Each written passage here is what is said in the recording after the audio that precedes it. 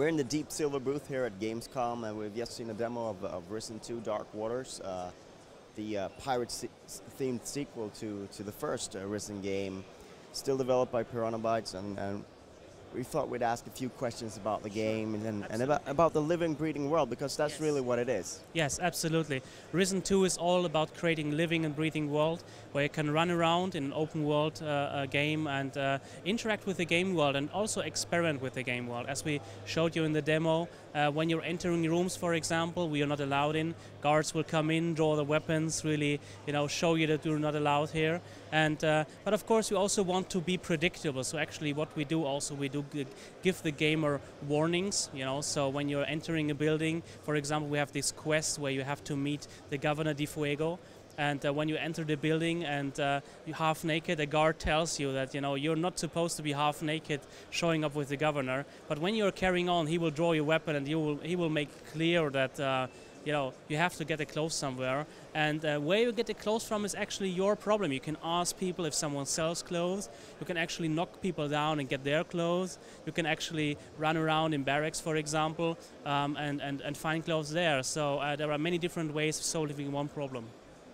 So in terms of the scale of the game and sort of what people get to explore in the open world, how does this compare to the first game? Well, the first game, I think, it's very comparable to a funnel, So actually, you got a lot to explore in the very beginning, and then in the end, it's going to narrow down, until the very boss fight. In Risen 2, we actually made the funnel upside down. So you're starting in the city of Caldera, which is a very confined space. You can't do a lot because we really wanted to keep the player motivated with some tutorial quests. Really show him, okay, you're picking up stuff, you're equipping your weapon. For example, the first guard in the fortress, actually, where you start, he's not going to let you outside if you don't equip your weapon properly. So those things. But then from Caldera you're traveling to Tacarigua. This is the first real island you're going to visit, and then the world is open up again, but still the really dangerous beasts are not right in the beginning. So we wanted to make sure that exploration is rewarded. In the beginning it's going to be quite small, but it's only lasting like half an hour. After half an hour the world opens up. You can go basically anywhere you want. I think the pirate theme offers up some interesting things that you can do in an RPG that you wouldn't be able to do otherwise. You mentioned the monkey thief thing, yes, which I thought was very interesting. Can you tell us a little bit about that? Yes, absolutely. You will be able to train your own monkey.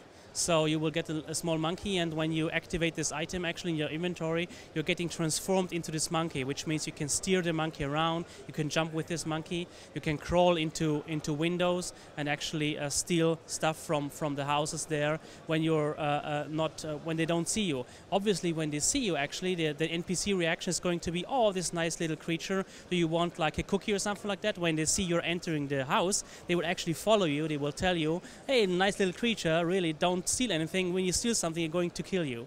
So and then suddenly you're yanked back to your character. So it's not like a superpower you have, but it's a very interesting game mechanic. And we have lots of those. We have a whole arrangement of dirty tricks where you can throw sand in the eyes of people, and you can also attack people with your trained parrot to annoy them during the fight. You can even throw coconuts at them and hit them unconscious when you critically hit. So it's a very fun game also too. Be really mischievous in the game. It's really fun to toy around in the game. And also, I think one very interesting aspect is that NPCs, be it humans or beasts, react differently to the different objects. So when you're, for example, hurling a parrot at an alligator, he's not going to be very interested. He's still going to attack you, because he doesn't care.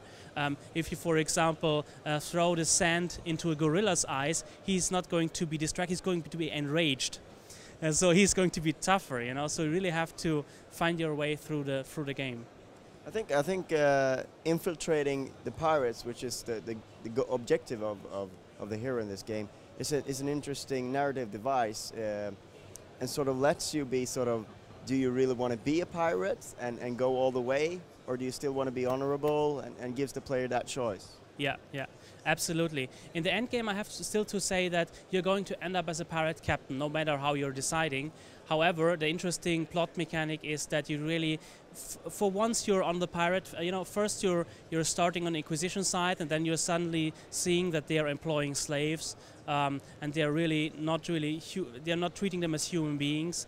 They see them as involuntary workforce instead of slaves. So you really think about, maybe the Inquisition is not your type, then you're going to the pirates, and they're completely anarchist types, and you're thinking about, well, maybe they're also not the right people to be with, but then suddenly you realize that the pirates are a very, very distinctive view on the world, and they are quite neutral and quite understanding of yourself. They're accepting you as a person who is interesting and who is important, and that really gives you the confidence to go with the pirates.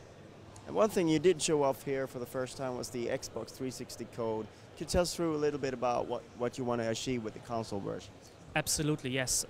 We showed some Xbox 360 code as well, and I think since the code is still not performance-wise, still not there where we wanted to have, I think it was a very, very good visual benchmark, because it really proved to the people who saw the code that there is not a big visual difference between PC version, Xbox 360 version.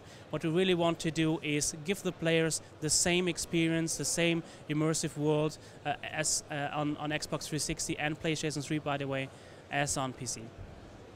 But you still have some ways to go before it's out.